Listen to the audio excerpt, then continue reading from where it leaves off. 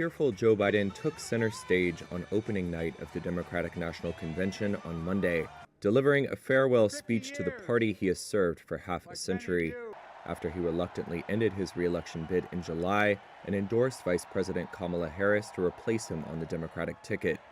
Biden praised Harris and her running mate, Minnesota Governor Tim Walz, as the best hope for preserving American democracy. Are you ready to vote for democracy and for America? Let me ask you, are you ready to elect Kamala Harris and Tim Walz, President and Vice President of the United States? While taking several swipes at Republican candidate Donald Trump, Biden touted his administration's accomplishments and Harris's role in them. Because of you, we've had one of the most extraordinary 4 years of progress ever, period. When I say we, I mean Kamala and me. Harris is riding a historic whirlwind into the four-day convention. Her campaign has broken fundraising records, packed arenas with supporters, and turned opinion polls in some battleground states in Democrats' favor.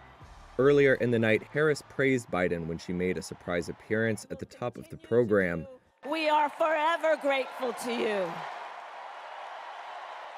Later on, former U.S. Secretary of State Hillary Clinton took the stage to a standing ovation. While she too took shots at Trump, who defeated her in 2016, she also spoke of her and Harris's place in a history of trailblazers for women in the U.S. The future is here. It's in our grasp. Let's go win it! Unlike most speakers so far at the DNC, Biden did acknowledge the anger of thousands of pro-Palestinian protesters that gathered outside the Chicago Convention Hall on Monday. Those protesters out in the street, they have a point. A lot of innocent people are being killed on both sides. Biden added he has been working, quote, around the clock to achieve a ceasefire in Gaza.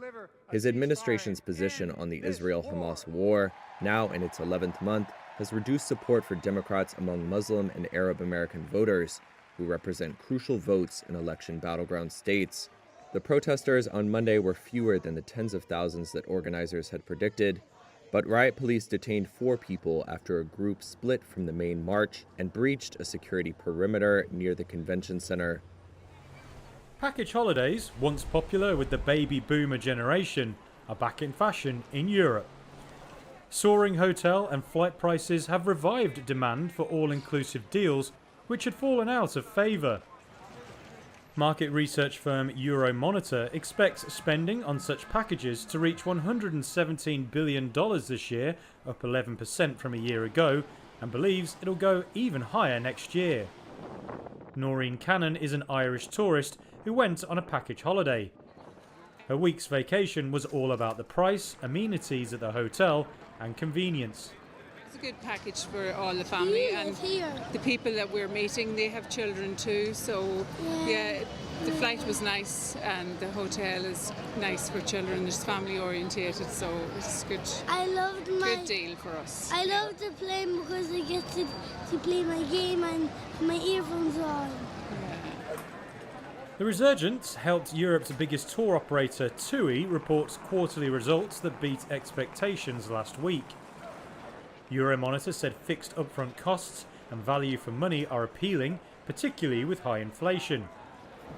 The popularity of holiday packages is a bright spot for a travel industry facing numerous challenges.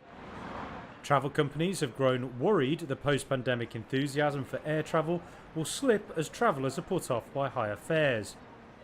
Second quarter results by major carriers pointed to tougher market conditions across the aviation sector. Last month, Lufthansa warned of a fall in third quarter earnings. Budget airline Ryanair and rival Air France KLM also reported plunging quarterly profits. Although EasyJet had a better time and raised its full-year outlook for its package holiday business, which made up more than a quarter of group pre-tax profit last year. Package holiday bookings for UK travel company Jet2 are also up 7% this summer. U.S. intelligence officials say Iran is to blame for cyber attacks on both American presidential campaigns. On Monday, the FBI and 2 other agencies said in a joint statement they had seen increasingly aggressive Iranian cyber activities this election cycle. They also said Iran had carried out influence operations to fan political divisions and, quote, cyber operations targeting presidential campaigns. It backs up charges made by the campaign of Donald Trump earlier this month that Iran had hacked one of its websites. Those accusations triggered an FBI investigation. Trump at that time said Iran was only able to get publicly available information. Officials also say that Iran targeted Kamala Harris's campaign ahead of her Democratic presidential nomination acceptance this week. They revealed that Iranian operatives used social engineering to access key campaign figures, leading to theft and leaks aimed at swaying the election.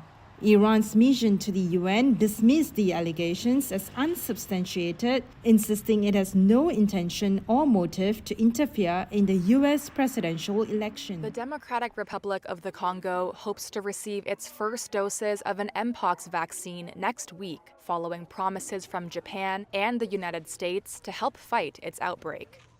That's according to Congolese Health Minister Samuel Roger Kamba Malamba on Monday. I hope that the vaccines will arrive next week. You know, it's really a whole logistics chain, from our acceptance first, and then a few administrative procedures before shipment. But our strategic vaccination response plan is already ready. We're just waiting for the vaccines to arrive. Earlier on Monday, Japan's Ministry of Health, Labor and Welfare said in an email statement to Reuters that it was preparing to provide Congo with Mpox vaccines and needles in cooperation with the World Health Organization and other partners. Their arrival would help address a huge inequity that left African countries with no access to the 2 shots used in a 2022 outbreak, while the vaccines were widely available in Europe and the US. Global vaccine group Gavi said last week it had up to $500 million to spend on getting shots to impacted countries. The DRC's health minister said, quote, Gavi has offered to make the vaccines available and we agreed. The World Health Organization declared Mpox a global public health emergency last week for the second time in 2 years as new variant Clade 1b spread rapidly in Africa. The DRC has 16,700 recorded cases and over 570 deaths, the health minister said.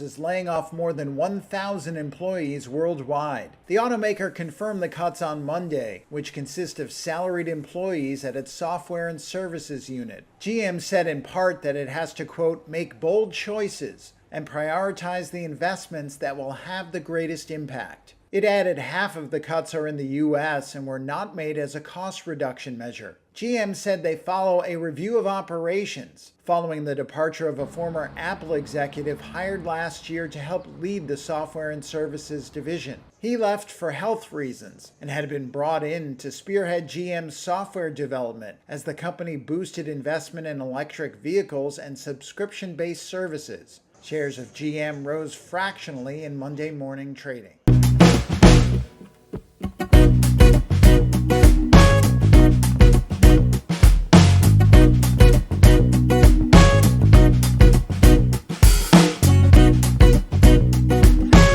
Has 2 children she adores, has found being a young, famous mom challenging. She had Stormi at 20 in 2018, and after rekindling her relationship with Travis Scott during the pandemic, they welcomed their second child, Air, in 2022.